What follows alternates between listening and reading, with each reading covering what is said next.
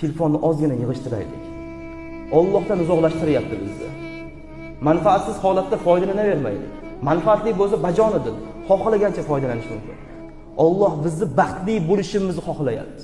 Buni qarang deyapti, jamoatga hozir bo'ling deyapti. Bozoringiz yaqin, shundoq keling jamoatga deyapti. Oxirida kelavermang hadeb, zerikmadingizmi oxiri kelaverishdan?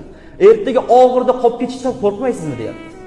Ertaga jannatga oxir kirisham bir katta odamga qo'rquv beradi. Sizni nomingiz e'lon qilinmay turaversa jannat ahlidan bo'lib. Qo'rquv tushadimi? Hozir men jahannamiy devorarmikin deb odam qo'rqib turadi. Sal oldinroqda bu xonaqani ham ko'ring qanaqaligini.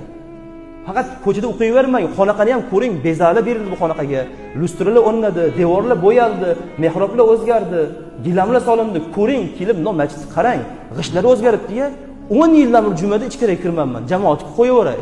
Shu kelar ekanman, o'sha archilan tagida uzoqlarda o'qib ketaverar ekanman. Bir amallab kelib olsam bo'ldi ekan. Ishim deb turib shuncha yashagan ekanman. Masjidimiz ancha o'zgarib ketib qopti-ya, deb bundoq kirib hayron qolib keting. Qiyomat kuni payg'ambar alayhissalom yo'llarda turish uchun u sunnatlarni mahkam ushlab olishimiz kerak. Payg'ambar alayhissalom juda qattiq ogohlantirdilar jamoatga chiqish borasida. Bizning ko'rkimiz, erkaklarning ko'rki jamoat bilan chiroyli turadi. Subhanalloh. Jamoat bilan chiroyli turadi. Ozgina bir jamoatga keling deyapti-da Alloh bizga.